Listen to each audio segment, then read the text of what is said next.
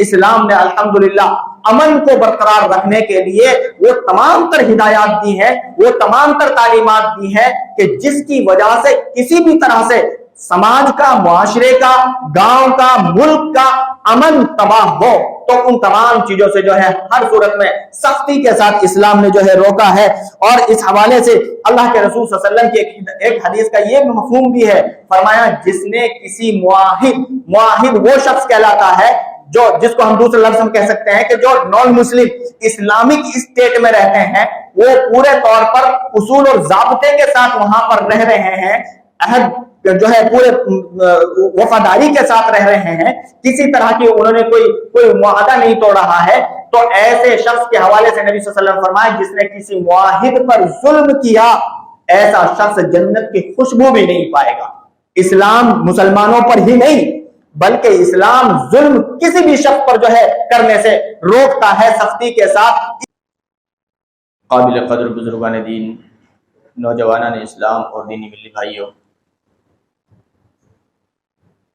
گزشتہ خطبہ جمعہ سے خطبات جمعہ کا ایک اہم سلسلہ شروع کیا گیا ہے کہ ہم اور آپ ان اللہ کی نعمتوں کو یاد کریں، اللہ کے ان اکرام و نعمتوں کو یاد کریں کہ جو اللہ رب العالمین نے اس انسانیت پر کیے ہیں، کیونکہ رب العالمین کے ان اکرام و انعامات کو ہم یاد کریں گے تو یقیناً اللہ رب العالمین کی شکر گزاری ہماری زبان پر آئے گی، ناشکری سے ہماری حفاظت ہوگی، کیونکہ ناشکری اپنے آپ میں اللہ رب العالمین کے عذاب کو دعوت دینے والی چیز ہے۔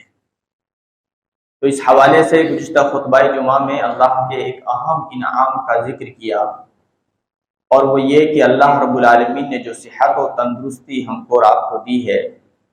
اس کی ہم کو اور آپ کو قدر کرنی چاہیے۔ یہ اللہ رب العالمین کی وہ نعمت ہے یقیناً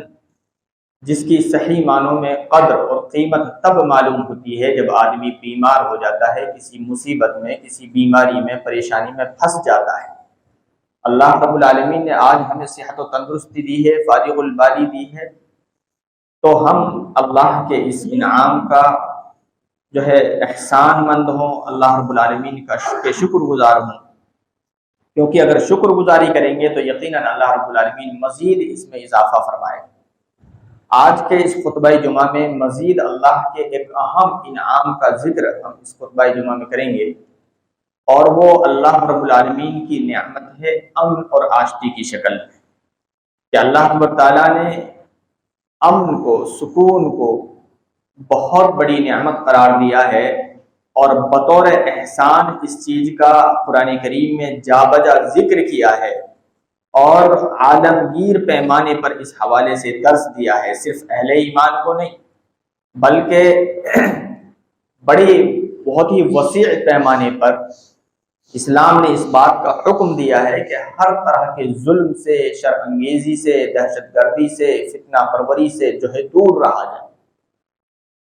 قرآن کریم کی ایک آیت جس میں اللہ تبارک تعالیٰ نے اہل مکہ کی جو حال تھا اس وقت، جو ان کی تصویر تھی اس وقت، جو عموماً جس حال میں وہ لوگ جی رہے تھے، جو ظلم و ستم کی چکی میں وہ پس رہے تھے، اس کا ذکر ایک جگہ یوں کیا، وَاذْكُرُوا نِعْمَةَ اللَّهِ عَلَيْكُمْ إِذْ كُنْتُمْ أَعْدَاءً فَأَلَّفَ بَيْنَ قُلُوبِكُمْ۔ اس وقت کو یاد کرو، اللہ رب العالمین کے اس انعام کو یاد کرو کہ تم ایک دوسرے کے دشمن بنے ہوئے تھے، خونی دشمن بنے ہوئے تھے، ایک دوسرے کی جان کے لیوا دشمن بنے ہوئے تھے، لیکن اللہ رب العالمین نے تم پر انعام کیا اسلام کی شکل میں، اور انعام یہ اسلام کی شکل میں جو کیا، یہ نعمت سے جو نوازا، اس کی بنیاد پر تمہیں بھائی بھائی بنا دیا، ورنہ تو تمہاری حالت تو یہ بن گئی تھی کہ تم جہنم کے گڑھے تک پہنچ گئے تھے، یعنی دشمنی کا یہ عالم تھا، انتہائی حالت پر تم پہنچے ہوئے تھے، لیکن اللہ رب العالمین نے تمہیں اس قعر مذلت میں گرنے سے، اس ذلت اور رسوائی سے بچا لیا کہ دنیا بھی برباد تھی تمہاری، آخرت بھی برباد تھی، اللہ رب العالمین نے تمہیں اس سے بچا لیا۔ تو یقیناً اللہ رب العالمین نے امن اور آشتی کی شکل میں امن کا جو پیغام اس انسانیت کو دیا ہے، یہ اللہ کا بہت بڑا انعام ہے، بہت بڑا اس کا احسان ہے۔ اور اس کے لیے نہ صرف حکم دیا بلکہ وہ اصول اور ضابطے مقرر فرمائے، وہ تعلیمات دی کہ جن پر اگر ہم غور کریں تو حقیقت میں فخر ہوتا ہے کہ الحمدللہ ہم اس دین کے ماننے والے ہیں کہ اس دین نے رواداری کا حکم کیا ہے کہ کسی بھی مذہب کے لوگ ہوں، اپنے مذہب کے مطابق اگر وہ عمل کرتے ہیں تو ان کے آستھاؤں سے تعرض نہ کیا جائے، ان کے مذہبی لوگوں سے جو ہے چھیڑ خانی نہ کی جائے، ان کے مذہبی جو مذہب خانے ہیں، جو عبادت خانے ہیں، ان سے کسی طرح کا کوئی تعرض نہ کیا جائے۔ قرآن کریم میں اس حوالے سے سب سے پہلے آپ جان لیں کہ بلا کسی شرعی عذر کے اگر کوئی شخص کسی کو قتل کر دیتا ہے تو اس کو اتنا بڑا جرم قرار دیا ہے کہ گویا کہ اس شخص نے پوری انسانیت کا قتل کیا۔ اور اس کے برخلاف اگر کوئی مظلوم شخص کو، جس کو لوگ قتل کرنے کے در پر ہیں، جس کو ظالم اس کی جان لینا چاہتا ہے، اس کو بچا لیتا ہے، تو سمجھو کہ گویا اس نے پوری انسانیت کو بچایا۔ اللہ رب العالمین سورۃ المائدہ کے اندر اس حوالے سے آیت نمبر 32 ہے، فرماتا ہے من قتل نفسا بغیر نفس او فساد فی الارض فکأنما قتل الناس جميعا، کہ جس شخص نے بغیر کسی نفس کے کسی کو قتل کر دیا۔ بغیر کسی نفس کے مطلب یہ ہوا کہ اصل میں اسلام نے یقیناً قصاص کا ایک معاملہ رکھا ہے کہ اگر ہمارے کسی وارث کو، کسی قریبی کو کوئی شخص ناحق قتل کر دیتا ہے تو اسلام یہ اجازت دیتا ہے، اگر حکومت اسلامی ہے تو وہاں پر ہم اپنا معاملہ درج کر کے اس بات کی اپیل کر سکتے ہیں، یہ حق ہمیں حاصل ہوگا۔ حکومت ہم کو اس بات کی اجازت دے گی کہ ہم چاہیں تو خون کے بدلے خون، یعنی وہ شخص جس نے قتل کیا ہے ہمارے کسی شخص کو، چاہے تو ہم اس کو اس کے بدلے میں قتل کر سکتے ہیں۔ اس بات کی اجازت اسلام نے دی ہے، قصاص۔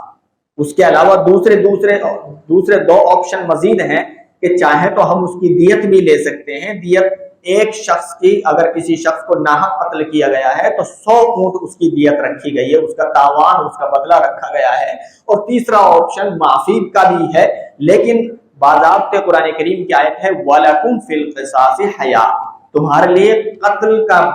قتل کے اندر، قصاص کے اندر زندگی ہے، کیونکہ وہ شخص جس نے ناحق کسی کی جان لی ہے، اگر اس کو زندہ چھوڑا جائے گا ایسے ظالم شخص کو، تو ممکن ہے کہ اور لوگوں کے لیے بھی وہ مشکل پیدا کرے، اور لوگوں کی بھی جان لے لے، تو ایسے شخص کو جو ہے جینے کا کوئی حق نہیں رہ جاتا ہے کہ جو بغیر کسی بات کے، بغیر کسی شرعی عذر کے کسی کی جان لے لیتا ہے۔ اس لیے اسلام نے جو ہے اول آپشن سب سے جو ہے پہلے جس چیز کو رکھا ہے وہ قصاص کو رکھا ہے۔ تو یہ کہ قرآن کریم میں اللہ فرماتا ہے جس نے بغیر کسی جان کے بدلے کے یا اسی طریقے سے زمین میں فساد پھیلانے کے علاوہ، زمین میں فساد اگر کوئی شخص پھیلاتا ہے، یعنی لوٹ مار کرتا ہے، قتل و غارت کری کرتا ہے، ڈاکہ زنی کرتا ہے، تو اسلامک اسٹیٹ کو اس بات کی اجازت ہے کہ ایسے ڈاکوؤں کو جو ہے بالکل ہینگ کر دیا جائے،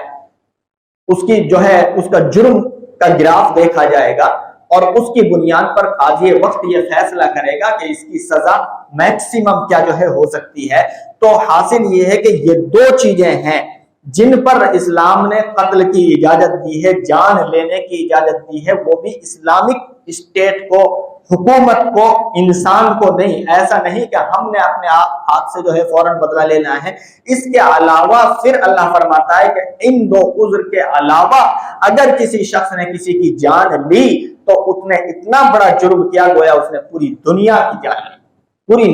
جو ہے انسانیت کو جو ہے ختم کیا۔ اور اگر کسی شخص نے کسی معصوم جان کو بچایا تو گویا اس نے پوری انسانیت کو بچایا۔ اسلام اس بات کا حکم کرتا ہے، اور یہی نہیں بلکہ اسلام قتل و خونریزی کے علاوہ فتنہ انگیزی، دہشت گردی اور اسی طریقے سے سماج اور معاشرے کے، ملک کے جو ہے امن کو برباد کر دینے والی کوئی بھی ایکٹیویٹی، کوئی بھی سرگرمی ہو، اس سے سختی کے ساتھ روکتا ہے۔ قرآن کریم میں اس حوالے سے اللہ تبارک تعالیٰ نے کئی ایک جگہوں پر مختلف انداز میں جو ہے اللہ نے فرمایا وَلَا تُفْسِدُوا فِي الْأَرْضِ بَعْدَ إِصْلَاحِهَا، زمین میں امن برپا کر دینے کے بعد، زمین میں اصلاح کا معاملہ جو ہے مکمل کرنے کے بعد اگر اس امن کو کوئی تباہ کرتا ہے تو فرمایا اللہ رب العالمین کو ایسے لوگ پسند نہیں ہے، ان اللہ لا يحب المفسدین، اللہ فسادیوں کو پسند نہیں فرماتا، لہذا حکم دیا وَلَا تُفْسِدُوا فِي الْأَرْضِ بَعْدَ إِصْلَاحِهَا، کہ زمین میں امن ہو جانے کے بعد اس کے امن کو برباد مت کرو، فساد زمین کے اندر جو ہے نہ پھیلاؤ، امن آشتی یہ اللہ رب العالمین کا یقیناً بہت بڑا انعام ہے، اللہ کی بہت بڑی نعمت ہے، اس کو رب العالمین نے بطور احسان ایک جگہ ذکر کیا سورۃ قریش اگر ہم پڑھیں گے، اس میں اللہ رب العالمین اسی حوالے سے خاص کر کے کہ چونکہ مکے والے جو زندگی جی رہے تھے ذرا ذرا سے معاملات پر وہ ایک دوسرے کی جان لے لیا کرتے تھے، یتیموں کی کوئی خبر گیری نہیں تھی، بیواؤں پر ظلم کیا جاتا تھا، جن کے آگے پیچھے کوئی شخص نہیں ہوتا تھا اس شخص پر انتہائی ظلم جو ہے ڈھائے جاتے تھے، اور معاملہ ان کا تقریباً یہی تھا کہ جو مثل مشہور ہے کہ جس کی لاٹھی اس کی بھینس والا جو ہے اصول ان کے بیچ میں جو ہے چل رہا تھا، اللہ رب العالمین نے اس فضا کو، اس ماحول کو انہیں یاد دلایا اور بتایا کہ اللہ نے اسلام کی شکل میں تم پر جو یہ نعمت دی ہے، اللہ رب العالمین کی اس نعمت کی قدر کرو، فَلْيَعْبُدُوا رَبَّ هَذَا الْبَيْتِ، لہذا جو اللہ نے یہ خانہ کعبہ کی جو تولیت تمہیں عطا کی ہے، جو یہ عزت سے تمہیں نوازا ہے، اس گھر کے رب کی عبادت کرو، فَلْيَعْبُدُوا رَبَّ هَذَا الْبَيْتِ، یہ لات، یہ عزا، یہ منات اور مختلف جو تم نے معبود اللہ کے اس گھر میں تراش رکھے ہیں، بنا رکھے ہیں، اس رب العالمین کے ساتھ جو تم سب سے بڑا ظلم اس شکل میں، شرک کی شکل میں کر رہے ہو، اس سے رک جاؤ، فَلْيَعْبُدُوا رَبَّ هَذَا الْبَيْتِ، اور اس ایک اللہ کی عبادت کرو جس کا یہ گھر ہے، فَلْيَعْبُدُوا رَبَّ هَذَا الْبَيْتِ الَّذِي أَطْعَمَهُم مِّن جُوعٍ، جس نے تمہیں بھوک سے کھلایا، فقر و فاقہ ہوتا تھا، جو ہے فقر و فاقہ ان پر آتے، مشکل آتی تھی اس کی، تو جو ہے ایسی چپیٹ میں آتے تھے کہ گاؤں کے گاؤں جو ہے اس میں بھوک کی وجہ سے مر جاتے تھے، لیکن اللہ رب العالمین نے اس بنجر زمین کے لوگوں کو پھلوں کی روزی دی۔ قرآن کریم میں دوسری جگہوں پر اس چیز کو بھی اللہ نے بیان کیا ہے کہ وہاں کوئی چیز جو ہے ایسی خاص اگتی نہیں تھی، وہاں کے لوگوں کے لیے بڑا مشکل تھا وہاں پر سروائیو کرنا، لیکن اللہ رب العالمین نے انہیں دنیا کے اندر جو پھل نہیں ملتے، جو غلہ جات نہیں ہوتی، وہ تمام کی تمام چیزیں اچھی کوالٹی کے اندر جو ہے بڑی مقدار، وافر مقدار میں اللہ رب العالمین نے وہ چیزیں ان کو دی۔ فرمایا الذی اطعمہم من جوع، وہ رب وہ ہے، اس گھر کا مالک وہ ہے جس نے تم کو بھوک سے کھلایا، وآمنہم من خوف، اور وہ رب ہے کہ جس نے تمہیں خوف سے امن والی زندگی عطا کی۔ تمہیں پتہ نہیں تھا، گھر سے نکلتے تھے کہ واپس جو ہے ہم لوٹ بھی پائیں گے کہ نہیں پائیں گے، ڈاکوؤں کا جو ہے بول بولا تھا، شہزوروں کا جو ہے بول بولا تھا، لیکن اللہ رب العالمین نے تمہیں امن اور سکون کی زندگی عطا کی۔ تو رب العالمین نے بطور انعام اور بطور نعمت اس چیز کو جو ہے ذکر کیا ہے۔ اس کے علاوہ اگر ہم احادیث رسول صلی اللہ علیہ وسلم کو دیکھیں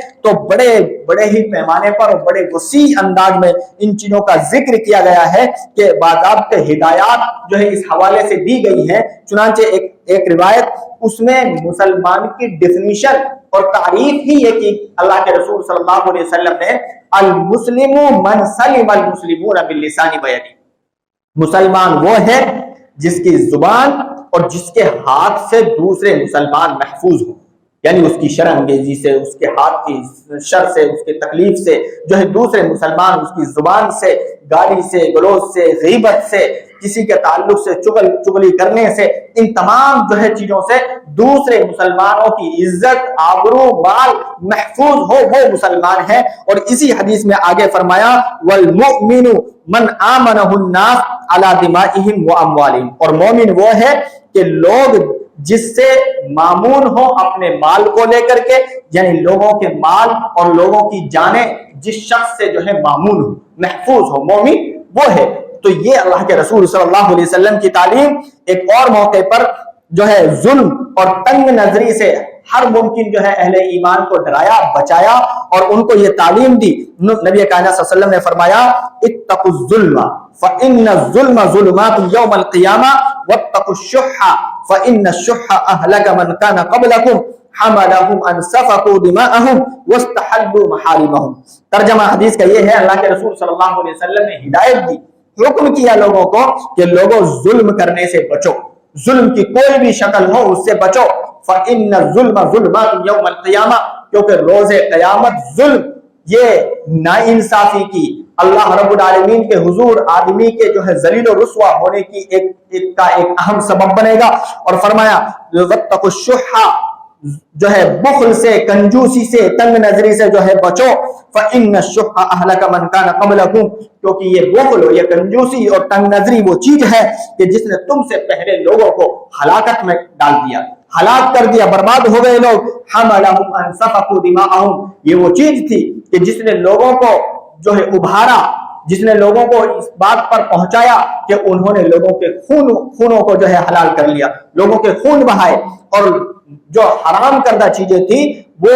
لوگوں نے جو ہے حلال کر ڈالی. یہ اللہ کے رسول صلی اللہ علیہ وسلم نے ہدایت کی. صحیح بخاری کے اندر ایک روایت ہے کہ اللہ کے رسول صلی اللہ علیہ وسلم نے ایک مرتبہ 3 مرتبہ قسم کھائی،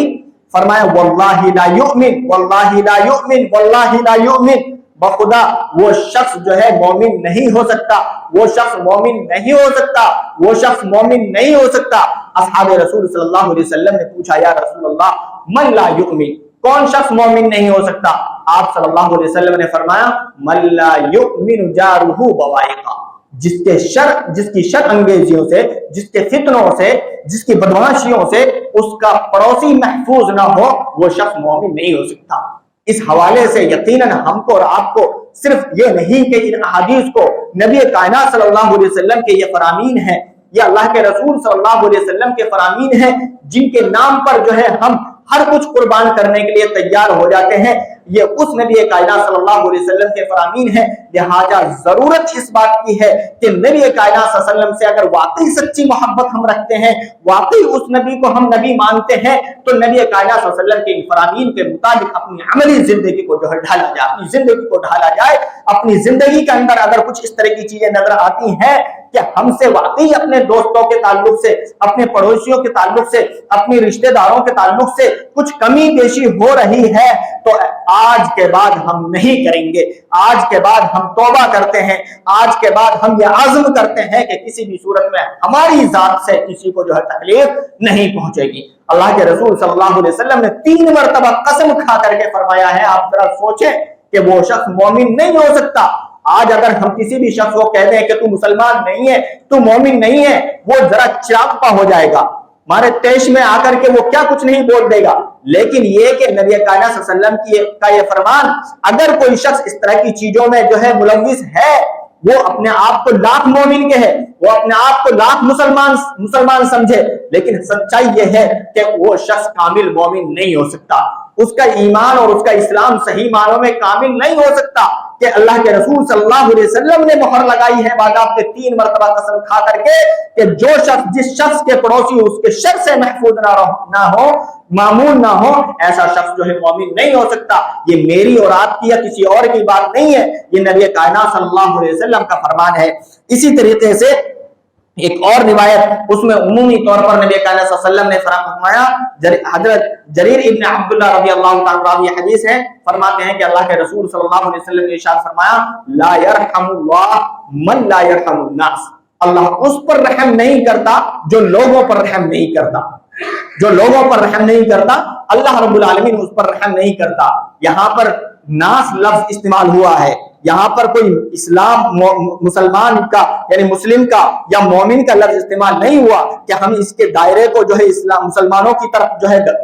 محدود کر دیں، بلکہ الناس کا لفظ استعمال ہوا. لہذا ظلم ہے، وہ کسی پر بھی ہو، اس میں کسی طرح کی جو ہے حد بندی نہیں کی جا سکتی، اس میں باؤنڈری نہیں کھینچی جا سکتی. کسی کے ساتھ بھی انجسٹس کیا جائے، ناانصافی کی جائے، اسلام سختی کے ساتھ اس چیز کو جو ہے منع کرتا ہے. اسی طریقے سے ایک اور حدیث اللہ کے رسول صلی اللہ علیہ وسلم ارشاد فرماتے ہیں خیرکم من یرجا خیر، تم میں سب سے بہترین وہ شخص ہے جس سے خیر کی امید کی جا سکے، جس سے خیر کی امید کی جا سکتے، وَيُؤْمَنُ شَرُّهُ، اور جس کے شر سے معمول رہا جا سکے. اور فرمایا وَشَرُّكُمْ مَنْ لَا يُرْجَى خَيْرُهُ، تم میں سب سے بدترین شخص وہ ہے جس سے خیر کی امید نہ کی جا سکے، اور فرمایا وَلَا يُؤْمِنُ شَرُّهُ، جس کے شر سے جو ہے محفوظ نہ رہا جا سکے، جس کے تعلق سے عام آدمی کا ایک یہ جو ہے ذہن بن گیا ہو، یا یہ کہ لوگ ڈرتے ہوں، سمجھتے ہوں کہ بھئی اس سے ذرا بھی بولیں گے، اس سے ذرا بھی کوئی بات ہم نے کی تو اس کو اپنی عزت کی فکر آ جائے، اپنے مال کی فکر آ جائے، وہ گالی گلوچ کرنے والا ہو، تو جان لیجئے نبی کائنات صلی اللہ علیہ وسلم کی اس حدیث کی روشنی میں ایسا شخص بدترین شخص ہے، جس سے خیر کی امید نہ ہو اور جس کے شر سے بچنے کی جو ہے امید نہ ہو، ایسا شخص نبی کائنات صلی اللہ علیہ وسلم نے لوگوں میں سب سے بدترین جو ہے قرار دیا ہے۔ اسی طریقے سے نبی کائنات صلی اللہ علیہ وسلم کی ایک حدیث فرمایا کہ وہ ہم میں سے نہیں ہے جو عصبیت کی طرف بلائے اور جو عصبیت کی بنیاد پر جو ہے قتال کرے، یعنی قومیت کو لے کر کے، نسل کو لے کر کے، رنگ کو لے کر کے، جو ہے قبائلی ذہن کو لے کر کے، یہ اپنا ہے یہ دوسرا ہے، ان تمام چیزوں کی وجہ سے اگر کوئی شخص کسی کے ساتھ انجسٹس کرتا ہے، ظلم کرتا ہے کہ یہ تو میرے بھائی ہیں، یہ تو میرے پڑوسی ہیں، یہ تو میرے دوست ہیں، اور اس کی بنیاد پر اس کے انصاف کے پیمانے چینج ہو جائے، تو وہ شخص جو ہے اللہ کے رسول صلی اللہ علیہ وسلم نے فرمایا وہ شخص ہم میں سے نہیں ہے۔ عموماً یہ چیز جو ہے ہمارے اور آپ کے یہاں پائی جاتی ہے کہ اگر کوئی شخص ہمارا دوست ہے، ہمارا قریبی ہے، ہمارا پڑوسی ہے، جس سے ہماری کوئی بھی طرح کی شناسائی ہے، اگر اس کا معاملہ کسی اور کے ساتھ پڑتا ہے تو پھر ہم اس کا پکش لیتے ہیں صرف اس بات کی وجہ سے کہ یہ میرا جاننے والا ہے، یہ میرا پہچاننے والا ہے۔ آپ کی اور ہماری یہ ذمہ داری بنتی ہے، تیسرے کسی بھی شخص کی یہ ذمہ داری بنتی ہے کہ اس میں اگر وہ پڑھتا ہے تو اسی چیز کو لے کر کے پڑھے کہ حق پر کون ہے، صحیح بات پر کون ہے۔ لہذا آپ اس معنی کر کے تو پکش لے سکتے ہیں کہ اگر آپ کا بھائی مظلوم ہے تو یقیناً پھر آپ اس کو ظلم سے بچائیں۔ اللہ کے رسول صلی اللہ علیہ وسلم نے یہاں تک بھی فرمایا اس حوالے سے انصر اخاک ظالما او مظلوما، تم اپنے بھائی کی مدد کرو خواہ تمہارا بھائی ظالم ہو یا مظلوم ہو۔ نبی اکرم صلی اللہ علیہ وسلم نے جب یہ فرمایا تو لوگوں کو بات ذرا سمجھ میں نہیں آئی۔ اللہ کے رسول صلی اللہ علیہ وسلم سے پوچھا اصحاب رسول صلی اللہ علیہ وسلم نے کہ یا رسول اللہ اگر ہمارا بھائی کسی پر ظلم کر رہا ہے، اگر ہمارا بھائی مظلوم ہے تو اس کی مدد کرنا سمجھ میں آتا ہے کہ کوئی شخص اس پر ظلم کر رہا ہے، اس کو ناجائز ستا رہا ہے، پریشان کر رہا ہے، تو ہم اپنے بھائی کے ساتھ کندھے سے کندھا ملا کر کے کھڑے ہو جائیں، اس کو سپورٹ کریں، اس کی مدد کریں۔ لیکن اگر ہمارا ہی بھائی ظلم کر رہا ہے، وہ کسی پر اتیاچار کر رہا ہے، تو پھر اس کی مدد کرنے کا کیا مطلب بنتا ہے؟ نبی کائنات صلی اللہ علیہ وسلم نے فرمایا اس کو ظلم کرنے سے روک دو، یہ اس کی مدد کرنا ہے۔ کیوں؟ اس لیے کہ اگر آج اس کو ظلم میں جو ہے کھلی چھوڑ دے دو گے، بے لگام کر دو گے، اس کے ظلم میں بھی اس کا ساتھ دو گے، تو تم بھی گرفتار ہوگے، روز محشر اللہ کے حضور وہ ظالم بن کر کے اللہ کے حضور اللہ کی عدالت میں پیش ہوگا۔ لہذا اس وقت یہ تمہارا بھائی اس ظلم کی وجہ سے، اس ظلم کی پاداش میں جہنم کا جو ہے ایندھن بن جائے گا۔ لہذا اگر اس سے جہنم سے بچانا چاہتے ہو تو اگر تمہارا بھائی ظالم بھی ہے تو ظالم ہونے کی صورت میں اس کا ہاتھ پکڑ لو، اس کو ظلم کرنے سے جو ہے روک لو، یہ تمہارا اس کی مدد کرنا ہے۔ حاصل یہ ہے کہ اسلام نے الحمدللہ امن کو برقرار رکھنے کے لیے وہ تمام تر ہدایات دی ہیں، وہ تمام تر تعلیمات دی ہیں کہ جس کی وجہ سے کسی بھی طرح سے سماج کا، معاشرے کا، گاؤں کا، ملک کا امن تباہ ہو، تو ان تمام چیزوں سے جو ہے ہر صورت میں سختی کے ساتھ اسلام نے جو ہے روکا ہے۔ اور اس حوالے سے اللہ کے رسول صلی اللہ علیہ وسلم کی ایک حدیث کا یہ مفہوم بھی ہے، فرمایا جس نے کسی معاہد وہ شخص کہلاتا ہے جس کو ہم دوسرے لفظ میں کہہ سکتے ہیں کہ جو نان مسلم اسلامک اسٹیٹ میں رہتے ہیں، وہ پورے طور پر اصول اور ضابطے کے ساتھ وہاں پر رہ رہے ہیں، عہد جو ہے پورے وفاداری کے ساتھ رہ رہے ہیں، کسی طرح کی انہوں نے کوئی معاہدہ نہیں توڑ رہا ہے، تو ایسے شخص کے حوالے سے نبی صلی اللہ علیہ وسلم فرمائے جس نے کسی معاہد پر ظلم کیا، ایسا شخص جنت کی خوشبو بھی نہیں پائے گا۔ اسلام مسلمانوں پر ہی نہیں بلکہ اسلام ظلم کسی بھی شخص پر جو ہے کرنے سے روکتا ہے سختی کے ساتھ۔ اسی وجہ سے قرآن کریم کی وہ آیت بھی میں نے تلاوت کی ہے، اس آیت میں اللہ تعالیٰ ارشاد فرماتا ہے خطبہ مسنہ کے بعد وَلَا تَسُبُّوا الَّذِينَ يَدْعُونَ مِن دُونِ اللَّهِ فَيَسُبُّوا اللَّهَ عَدْوًا بِغَيْرِ عِلْمٍ، کہ تم لوگ اللہ کے علاوہ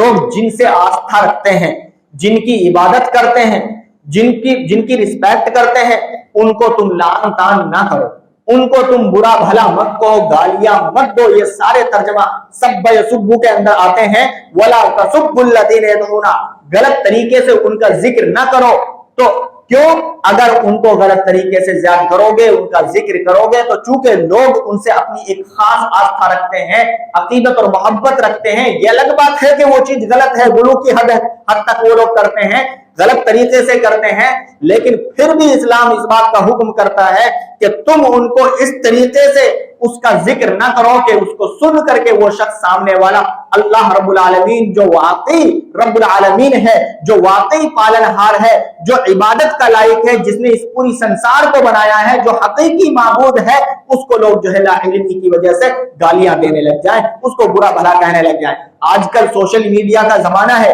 उमूमन बहुत से ग्रुप्स में इस तरह की बातें छिड़ जाती हैं और खुद मुसलमान भी देश में आकर के रद्द अमल के तौर पर वो लोग तो लाइल्मी की वजह से जो है उस तरह की चीजें कर रहे होते हैं। हम जवाब दर जवाब की वजह से जो है हम भी उस पर रिएक्शन करने लगते हैं, हम भी उस पर जो है इस तरह के उनके माबूदों को जो जिनसे भी वो आस्था रखते हैं उनको जो है लान तान करने लग जाते हैं। बहरहाल इस्लाम इस बात की नहीं तालीम देता। अल्हम्दुलिल्लाह इस्लाम ने बाज़ाब्ते खुद नबी कायनात सल्लल्लाहु अलैहि वसल्लम ने अमली तौर पर इन चीजों का हुक्म भी किया, और जब तक आप सल्लल्लाहु अलैहि वसल्लम हयात रहे तब तक वो तमाम मिसालें कायम की कि जो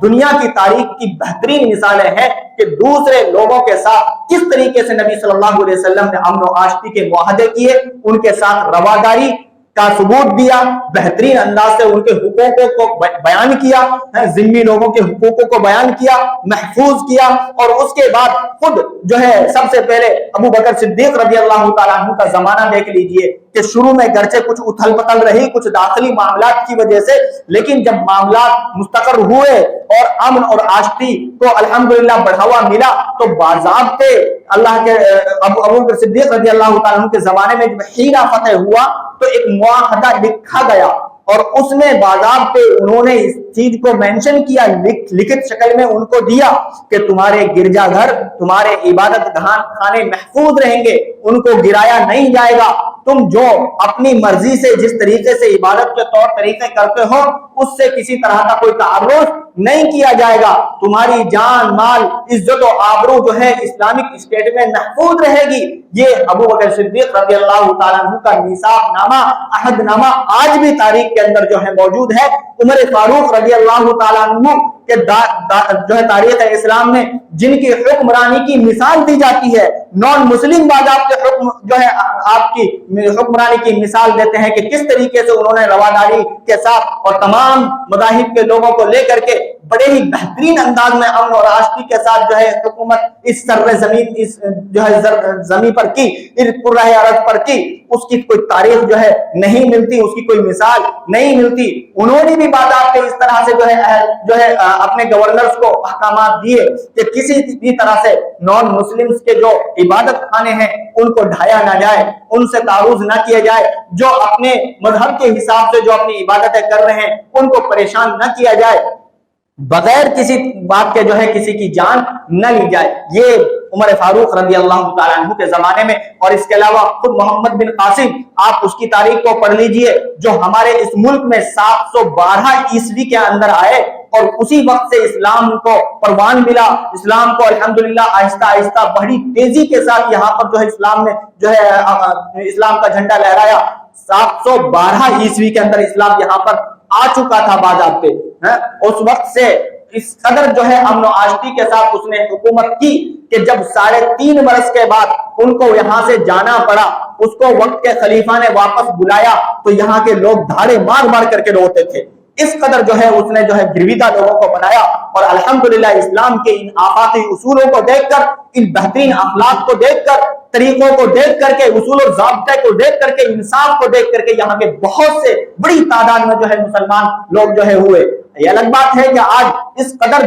जहनों को गंदा और पलीद कर दिया गया है इस्लाम और मुसलमानों को लेकर के कि उसकी वजह से मुस्लिम हुक्मरानों पर कीचड़ें उछाली जाती हैं, उनके दामन को दागदार किया जाता है। लेकिन सच्चाई यही है कि हकीकत में यहाँ पर इस्लाम और मुसलमानों ने जो हुकूमतें की बाज़ाब्ते उन्होंने जो है अमन और आश्ती के साथ इस्लामिक उसूलों की रोशनी में मुमकिन हद तक जो है ऐसी हुकूमत की कि जिसकी कोई मिसाल नहीं मिलती। 700, 600, 700 बरस ये हुकूमत करना, जुल्म के साथ अगर कोई शख्स हुकूमत करता है, यकीनन किसी भी सूरत में अल्लाह रब्बुल आलमीन जुल्म, मुसलमान करे कोई भी करे, अल्लाह रब्बुल आलमीन जुल्म की हुकूमत को पनपाता नहीं है, उसको आगे नहीं बढ़ाता। अल्लाह रब्बुल आलमीन के यहाँ इंसाफ के साथ नॉन मुस्लिम हुक्मरान हो, उसकी हुकूमत को पायदारी मिलती है, मजबूती मिलती है। लेकिन अगर कोई मुसलमान जालिम बन करके जुल्म इस्तिबदाद के साथ हुकूमत करता है, उसकी हुकूमत को कभी भी जो है पायदारी हासिल नहीं होती। क्यों? अल्लाह रब्बुल आलमीन को जुल्म किसी भी सूरत में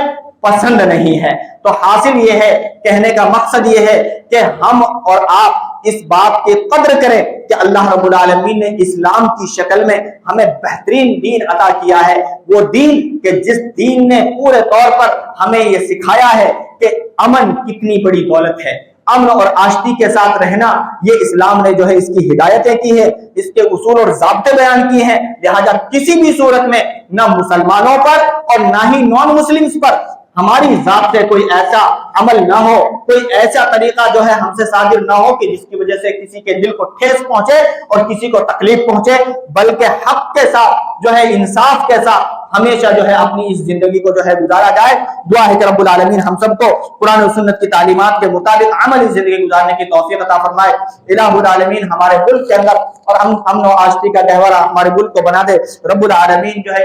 हमारे मुल्क के अंदर जो भी जुल्म का रास्ता अपनाए, जो भी नाइंसाफी का रास्ता अपनाए, अल्लाह रब्बुल आलमीन उन जालिमों, उन जाबिरों के जुल्म और सितम से अल्लाह रब्बुल आलमीन हर सब की इज्जत, आबरू, जान और माल की हिफाजत फरमाए। आमीन व आखिरु दावाना अल्हम्दुलिल्लाहि रब्बिल आलमीन। बारकल्लाहु लना व लकुम फिल कुरानिल मजीद व नफ़अनी व इय्याकुम बिज़िक्रिल हकीम। सल्लल्लाहु अलैहि नबी।